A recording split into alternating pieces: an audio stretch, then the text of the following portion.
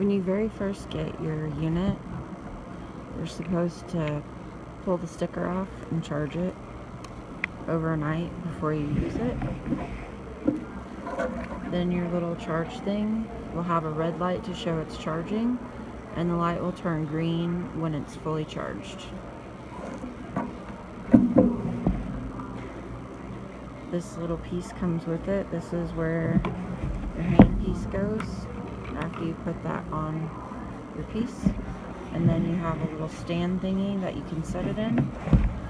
And this little hook in the belt loop hooks right onto the stand. So then it holds all the pieces for you while you work.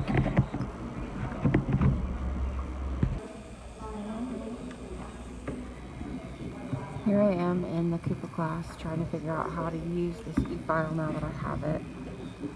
Got a little bit of liquid and powder on here and just gonna practice the motions. Ooh. You want to use this end of the bit when you're working on that side of the nail, the middle, to work on the middle of the nail, and back here to work on the other side of the nail.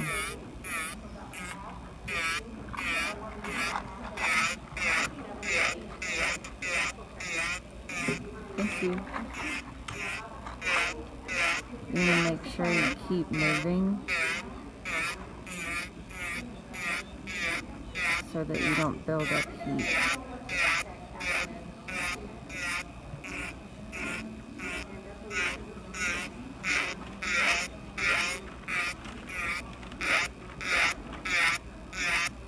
Holding the E-file like you would a pen, and not, you want to use your balance point positioning just like you would with anything else to keep your hand steady.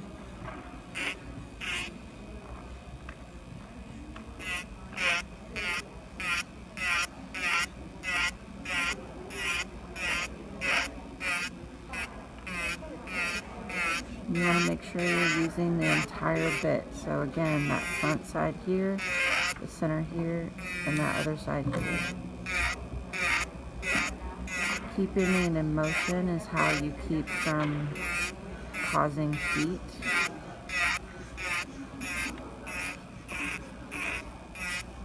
She recommended for beginners to start at 15,000 RPMs and to use a medium grit.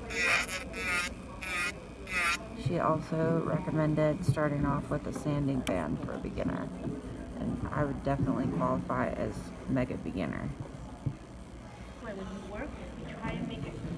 It's important that you're not gripping too tight and make your hand sore.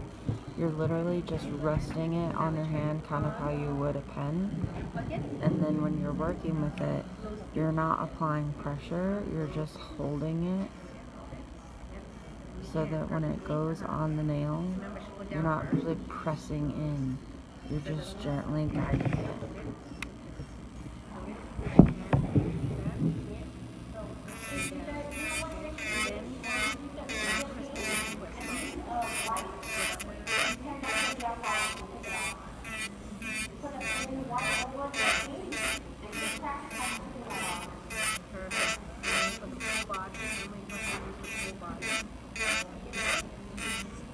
Make sure it's a nice light touch to avoid accidental damage.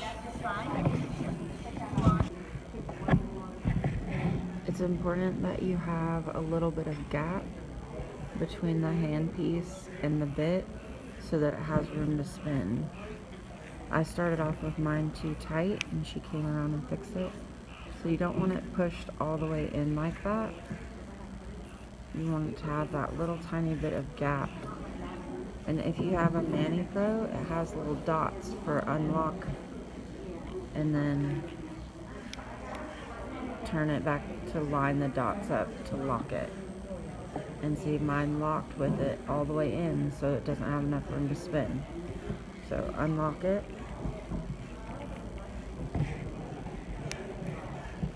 Pull it out a little bit, and then lock it with that little bit of space.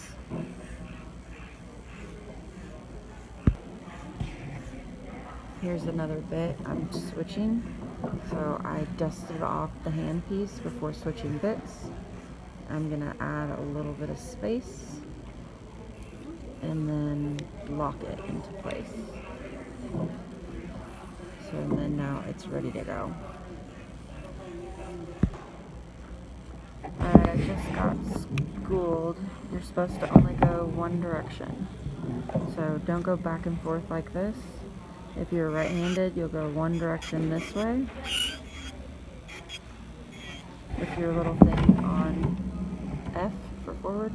And if you're left-handed, you would use the R, and then you could file going this way. So for one direction, and then this you can go back and forth, but when you're doing shaping, it's one direction. Otherwise, it kind of does that little skippy thing, and when it's doing that, you're going the wrong direction. When you're trying to shape the edge, you want to go in one direction and use the middle of the bit. If you're using a sanding band, you could go back and forth. The trick to going back and forth without it doing this weird skippy thing, the trick to avoiding that is going quickly. And same thing on the nail. If you move quickly, you can go back and forth. If you get slow, it does that.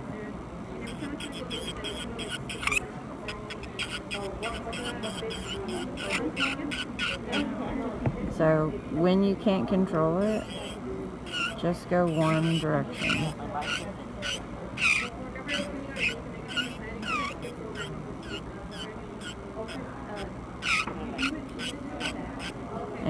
You're also supposed to be using the center and the back when you're trying to do that.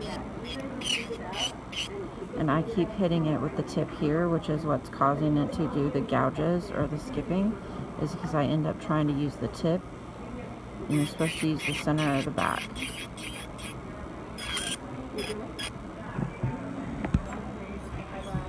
I've switched back to the sanding band because that's what you're supposed to use as a beginner,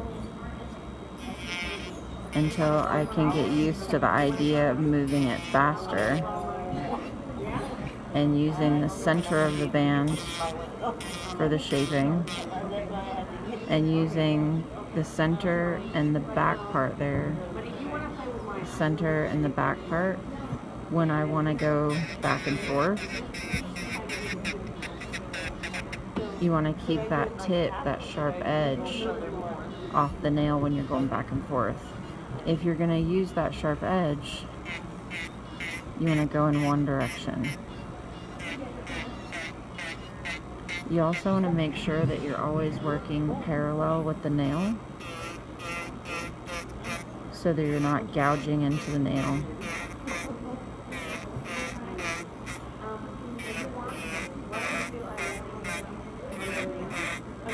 That last color pop where I tried the carbide bit, poor little guy, if that was a person, their nail would probably be spongy. So it's a good thing I'm not practicing on people. Looking at the bits, when she's talking about the flutes, it's the little part of the bit that sticks up. So the closer together those flutes are, and the more of them there are in place, the finer the grit. So this is a medium, so they're fairly close together. We're wanting form.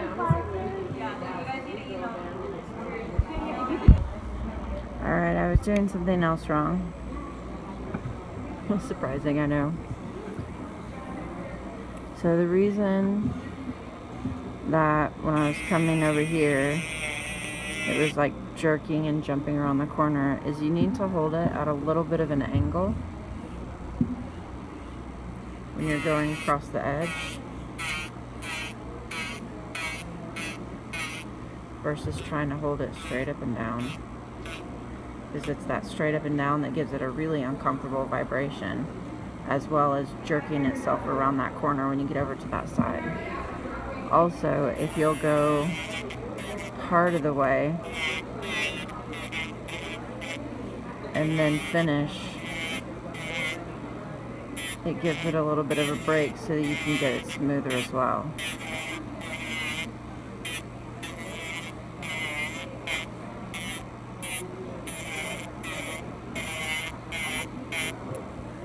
They're shaping with a little bit of an angle.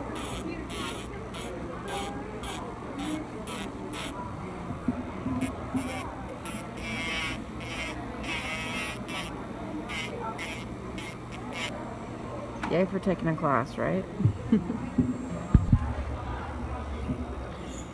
So I'm finding that the more nervous I get from the sound or from what I'm doing, the more I tense up and kind of grip the Efile tighter. So make sure that you're relaxing and that you're just cradling it in your hand. You're not really gripping it. You're just gently cradling in your hand. And the balance point positioning is really important, and so is not going too slow. So when I come in and I'm freaking out and I try to go really slow, that's when I run into problems. Just get in there